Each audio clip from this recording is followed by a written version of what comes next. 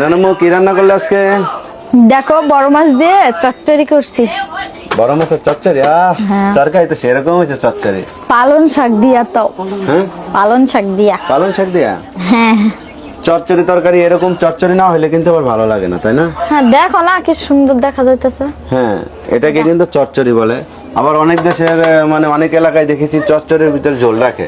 না, অনেক জায়গায় বলে শুকনা শুকনা করছি, আবার তাদের ভিতরে পানি রাখে অল্প অল্প। মানে ঝোল আর রাখে আমরা না? তো একটু দেখো পানিও রাখি না, দেখো নিচে পুরা পুরা হয়ে গেছে একদম। হ্যাঁ, এটা হয়তো চচ্চড়ি না? হ্যাঁ, এটা চচ্চড়ি। ভাত রান্না হয়েছে?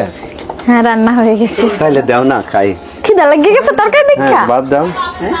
ভাত দিতেছি, একটু দেরি করো, আমি পানিটা নিয়ে আসি। হ্যাঁ, তুমি তো কলটা ঠিক করে দিবা না, আমার ওই সে পাড়ায় যাইতে হইব পানি আনতে। কল ঠিক করে দিমু গো। দিমু দিমু করে কবে দিবা কও? দেখা হইতে হইব না। তাইলে তুমি 5 মিনিট বও, আর যদি পানি নিয়ে আই। পানি নিয়ে আসবা? পানি না আনলে খাইবা কি? শেষে আচ্ছা, গলায় জগে নিয়ে আসো, ঘরায় আনা লাগবে না এখন।